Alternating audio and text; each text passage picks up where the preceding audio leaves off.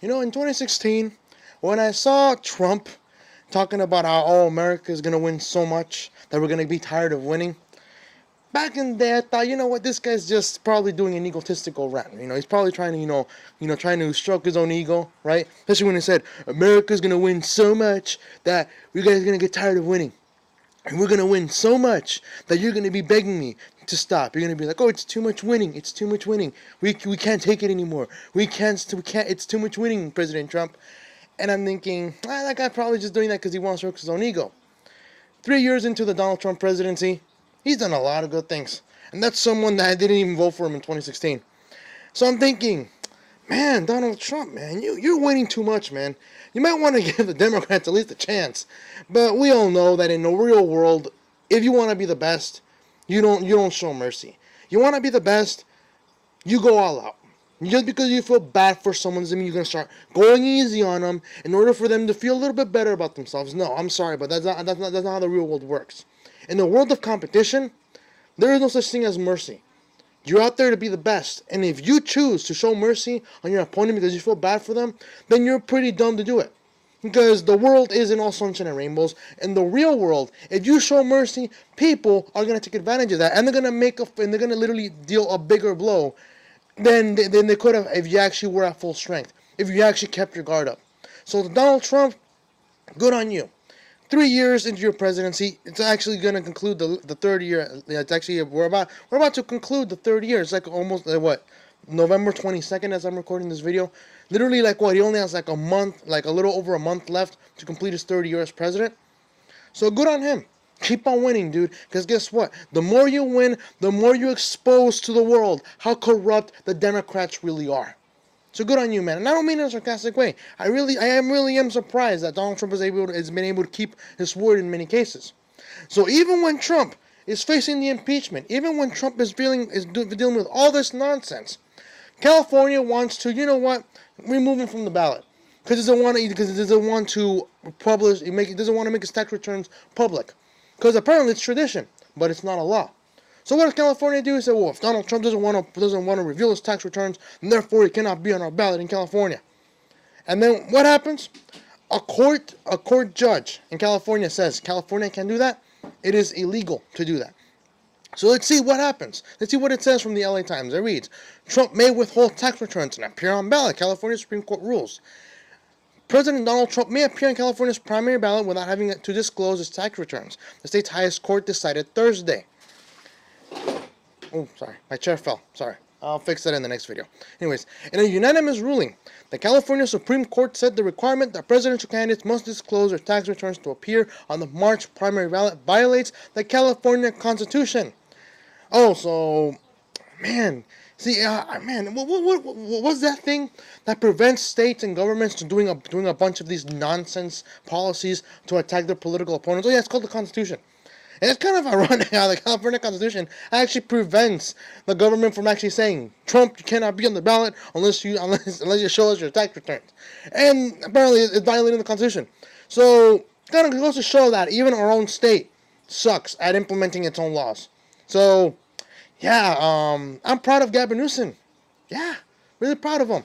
And if you really think that I'm being serious, then I really expect you to go to a sarcasm class or go on YouTube right now. You're probably watching this. Go and look, and you go up on YouTube and look up sarcasm and see how people are sarcastic. So trust me, I hate my governor right now. I think the guy's an idiot. But anyways, let's keep going. The law requiring such disclosures passed on a party line vote earlier this year and signed by Governor Gavin Newsom. It did not single out Trump, but was clearly aimed at the president. No, yeah, you don't say. You don't say, Sherlock. I'm not going to use the other term. I'm going to go with that. You don't say, Sherlock. Unlike other recent presidential candidates, he refused to make public his tax returns. And I don't see why he has to do it. I mean, if there isn't a law, apparently in California there is, but nationwide I think it's just tradition, usually. The law would have required all presidential primary candidates to submit 5 years of income tax filings by Tuesday to secure a spot in California's March presidential primary ballot. State election officials are required to post the financial documents online with certain private information redacted. The new law also would have required candidates for governor to release their tax returns before the statewide primary beginning in 2024. So is Gavin Newsom going to have to make his tax returns public now? If he doesn't, then he's breaking his own law, apparently. It was going. Supporters of the requirement said it would ensure voters were fully informed before casting their ballots. Hold on a second here.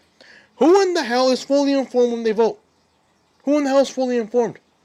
Even I think Rob Schneider, even in his tweet, like around 2 weeks ago, he said that people, Democrats, would vote for a bag of feces with the letter D on it if they had the chance.